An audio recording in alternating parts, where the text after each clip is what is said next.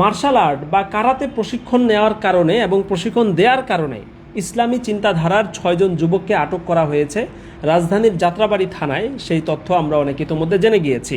এখানে আসলে কোন দিক থেকে ফান্ডিং হচ্ছে এবং কেন এই জঙ্গিবাদের নাটক নতুন করে সাজানো হচ্ছে, কারা পর্দার পেছনে কাজ করছে, সেই আলোচনা তো একদিকে আছেই, কিন্তু আমরা আমাদের সমচিন্তার অনেককে দেখতে পাচ্ছি তারা এখন বিশাল বড় বুদ্ধিজীবী সেজে এভাবে বক্তব্য দেওয়ার চেষ্টা করছেন যে আগেই তো নিষেধ করেছিলাম, কি দরকার ছিল হুজুর হয়ে এই ধরনের কংফু কারাতের প্রশিক্ষণ দেওয়ার, কি দরকার ছিল হুজুর হয়ে এই ধরনের অ্যাক্টিভিটি করার যেগুলোর কারণে আমাদের উপর সন্দেহ আসতে পারে। আরে ভাই, এটাকে তো বুদ্ধিজীবীর কাজ বলে না। আপনি তাদের বানানো সিস্টেমকে মেনে নিয়ে নিজের স্বজাতিকে আপনি সবক দিচ্ছেন। তারা সিস্টেমটা এভাবে বানিয়েছে যে হুজুর হয়ে কংফু কারাতে মার্শাল আর্ট শেখা যাবে না। তারা একটা থিওরি সাজিয়েছে যে হুজুর হয়ে ঘোড়ায় চড়ে প্রশিক্ষণ নেওয়া যাবে না, হুজুর হয়ে ঘোড়ায় বসে পতাকা উড়ানো যাবে না। এই ধরনের থিওরি তারা বানিয়েছে এবং সেটাকে আপনি মেনে নিয়ে নিজের স্বজাতিকে ওখান থেকে দূরে থাকার সবক দিচ্ছেন। অথচ হওয়ার কথা ছিল কি, যে এই ধরনের ভুয়া থিওরি যে হুজুর হয়ে সে মার্শাল আর্ট শিখবে, সমস্যা কোথায়? সে কি শরীরচর্চা করবে না? হুজুর হয়ে সে কি অশ্বারোহণ করতে পারে না?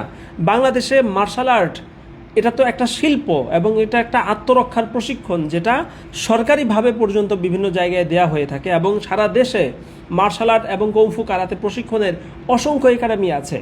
তাদেরকে নিয়ে কোনো সমস্যা নাই, হুজুররা শিখলেই সমস্যা।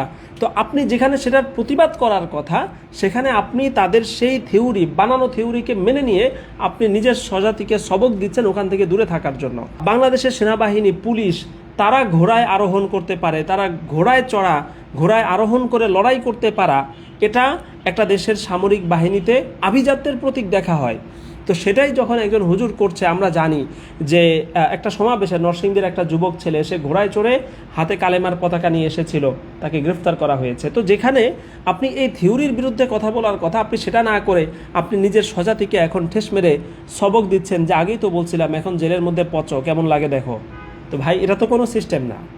আর এর পাশাপাশি আপনার বক্তব্যের মধ্যে তো ইনসাফ থাকা দরকার। যারা আসলে প্রশাসনের মধ্যে ঘাপটি মেরে এখনও ভিনদেশীয় এজেন্ট হিসাবে যারা কাজ করছে, তাদের বিষয় তো ভিন্ন, কিন্তু আপনি যখন একজন সচেতন মানুষ হিসাবে কথা বলছেন, আপনার কথায় তো ইনসাফ থাকা দরকার ছিল। আপনি এই ধরনের ছেলেদের, যাদেরকে এখন জঙ্গিবাদের কথা বলে আসলে গ্রেফতার করা হয়েছে, আপনি কি এই প্রশ্নটা তুলেছেন যে এই ছেলেগুলোকে যে জঙ্গিবাদের সাথে সম্পৃক্ততার কথা বলে যে আটক করা হলো, ন্যূনতম কোনো প্রমাণ আছে কি না?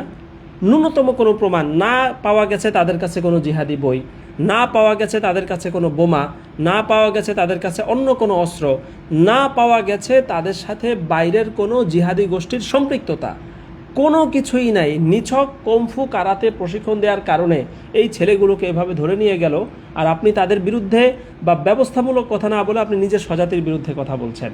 আপনার কথায় তো ইনসাফ যদি থাকতো, তাহলে আপনি একই সাথে এই প্রশ্ন করতেন যে কিছুদিন আগে চৈতালি রায় নামের যে হিন্দু মহিলা রাজধানীর শাহবাগে দাঁড়িয়ে বাংলাদেশের স্বাধীনতা এবং সার্বভৌমত্বের বিরুদ্ধে কথা বলেছে, কি নিকৃষ্ট ভাষায় সে সাম্প্রদায়িক ঘৃণা ছড়িয়েছে এবং সে রংপুর বিভাগ বা উত্তরবঙ্গকে বাংলাদেশ থেকে বিচ্ছিন্ন করে হিন্দু রাষ্ট্র কায়েমের মতো সে রাষ্ট্রবিরোধী, তারপরে বাংলাদেশের স্বাধীনতা বিরোধী, সার্বভৌমত্ব বিরোধী অপরাধ করেছে। সেটা নিয়ে, সেই ধরনের জঙ্গিবাদী কথা নিয়ে তো আপনি কখনো আপত্তি করেন নাই, দেখি নাই আমরা। এবং একই সাথে বাংলাদেশে যখন হিন্দু বা সনাতন ধর্মের লোকেরা তাদের যে ত্রিশূল আছে, যেটা আসলে একটা ধারালো অস্ত্র, এবং একই সাথে তারা বিভিন্ন সময় ছুরি, তরবারি এগুলো নিয়ে যখন তারা মিছিল করে দেশের রাস্তায়, প্রকাশ্যে তারা অস্ত্র নিয়ে মিছিল করছে এবং সেখানে জয় শ্রীরামের মতো উগ্রবাদী সাম্প্রদায়িক শব্দ দিয়ে তারা স্লোগান দিচ্ছে, যেই স্লোগান দিয়ে পার্শ্ববর্তী দেশ ভারতে হাজারো নিরীহ মুসলিম মা বোনদেরকে এবং মুসলিম যুবক পুরুষদেরকে জবাই করে হত্যা করা হচ্ছে, যেই জয় শ্রীরাম কথা বলে সেই জয় শ্রীরামের মতো উগ্রবাদী শব্দ ঢাকার শাহবাগে যখন ব্যবহার করছে, তখন এই জঙ্গিবাদের নাটক সাজানোর যারা হোতা, তখন আসলে তারা কোথায় থাকেন? এবং আজকে যখন আপনি এদের ব্যাপারে এমনভাবে কথা বলছেন যে একজন সাধারণ মানুষ শুনলে মনে করবে যে হ্যাঁ ঠিকই তো আছে, এদেরকে তো ধরা দরকার, কিন্তু আপনি সেই প্রসঙ্গগুলো কেন হাতছাড়া করছেন? আপনি তো নিশ্চয়ই জেনে থাকবেন যে বাংলাদেশে ইউরোপ এবং আমেরিকা থেকে জঙ্গিবাদ দমনের জন্য কোটি কোটি ডলারের ফান্ডিং আসতো। এবং বাংলাদেশ থেকে যারা আসলে এই টাকাগুলো ভাগ বটোয়ারা করে খেত তাদের এখন পেটে টান লেগেছে। আপনাদের নিশ্চয়ই মনে আছে যে শেখ হাসিনার আমলে হঠাৎ করেই আমরা শুনতাম যে অমুক জায়গায় নাকি জঙ্গিদের আস্তানা পাওয়া গেছে, সেখানে পুলিশ র্যাব মিলে এলাকা ঘেরাও করে রেখেছে, এলাকাবাসী কেউই কিছু জানে না। তো পরে দেখা যাচ্ছে যে সেখান থেকে কাউকে কাউকে আটক করা হচ্ছে, তাদের কাছে নাকি এটা পাওয়া গেছে ওটা পাওয়া গেছে। তো পরবর্তীতে বিভিন্ন সময় তথ্য পাওয়া গেছে যে অনেক এই ধরনের বিষয় আসলে সাজানো নাটক ছিল। এবং এক্ষেত্রে যে কথাটা বলা হয় যে ইউরোপ আমেরিকার ওই সমস্ত দেশের আসলে জঙ্গিবাদ বিরোধী বিভিন্ন ফান্ড থাকে, তাদের তো অনেক বিষয়ই ফান্ড থাকে। তাদের দারিদ্র দূরীকরণ নিয়ে ফান্ড আছে, বাল্য বিবাহ নিয়ে ফান্ড আছে, ক্যান্সার নিয়ে ফান্ড আছে, এরপরে তাদের যে এইচআইভি যে ভাইরাস বা রোগ সেটা নিয়ে তাদের ফান্ড আছে, তাদের তো সব বিষয়েই ফান্ড আছে। এখন তার মধ্যে জঙ্গিবাদ দমন করার জন্য যে ফান্ড আছে সেই ফান্ডের টাকাটা খাওয়ার জন্য এদেশের ভেতরে জঙ্গিবাদের নাটক সাজানো হতো এবং সেই নাটক সাজিয়ে পশ্চিমা সেই প্রভুধরকে দেখানো হতো যে দেখো আমাদের দেশে জঙ্গিদের অনেক উৎপাত, তো তোমরা তাড়াতাড়ি টাকা পাঠাও, তোমরা ফান্ড পাঠাও, আমরা সেই ফান্ড খরচ করে আমরা এখানে জঙ্গিদেরকে দমন করার জন্য রাষ্ট্রীয়ভাবে বিভিন্ন উদ্যোগ নিচ্ছি। এবং এই জঙ্গিদেরকে দমন করার কথা বলে যে ফান্ড আসতো সেই ফান্ডের টাকা প্রশাসনের বিভিন্ন লোকজন, মিডিয়ার কিছু লোকজন এবং এনজিও নামের যারা আসলে এই ধরনের জিনিসগুলো নিয়ে বেশি নাড়াচাড়া করে, এই তিন শ্রেণীর লোকেরা এটাকে ভাগ বাটোয়ারা করে খেত। কিন্তু হাসিনার বিদায় হয়ে গেছে, বাংলাদেশে জঙ্গি নাটকও শেষ হয়ে গেছে। তো যারা আসলে এই জঙ্গি নাটক করে পেট চালাতো তাদের পেটে টান লেগেছে।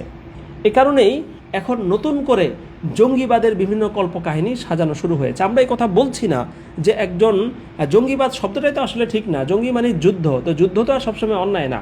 আমি যেটা বলছি যে সন্ত্রাসবাদী কার্যক্রম বা আতঙ্কজনক কার্যক্রম যদি কেউ করে এবং সেটা যদি সুনির্দিষ্ট প্রমাণ পাওয়া যায় অবশ্যই তার বিচার হবে। কিন্তু সেই বিচার তো শুধু তার হবে না, বরং যেই হিন্দু বাংলাদেশের রাজপথে দাঁড়িয়ে বাংলাদেশ বিরোধী বক্তব্য দেয়, হাতে ছুরি দা বটি ত্রিশূল নিয়ে অনেকটা সন্ত্রাসী কায়দায় মহড়া দেয়, তাদেরকে গ্রেফতার না করে আপনি যদি শুধু এক পক্ষকে নিছক অভিযোগের ভিত্তিতে বা সন্দেহের বশে গ্রেফতার করেন, তাহলে আপনি কি বাস্তবে আসলে সন্ত্রাস দমন করতে চাচ্ছেন, নাকি আপনি বিশেষ কোনো এজেন্ডার পক্ষ হয়ে এদেশকে নতুন করে জঙ্গিবাদের নাটক দেখিয়ে বাহির থেকে ফান্ড এনে খাওয়ার ধান্দা করছেন, সেটা বোঝাই তো আসলে কঠিন।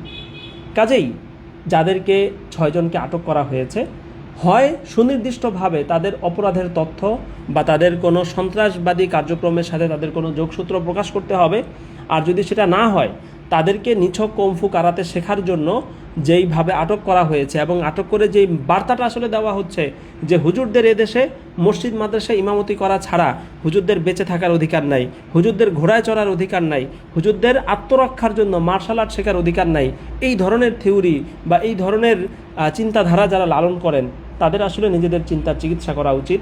এবং একই সাথে বিশেষ করে আমাদের সমচিন্তার যারা প্রশাসন বা রাষ্ট্রীয় যে একটা সিন্ডিকেট তৈরি হয়েছে তাদের বিরুদ্ধে কথা না বলে উল্টো নিজের স্বজাতিকেই খালি বারবার সবক দিয়ে নিজেকে বুদ্ধিজীবী সাব্যস্ত করার চেষ্টা করেন, আমার মনে হয় তাদের এই বিষয়গুলো নিয়ে আরেকবার ভাবা উচিত।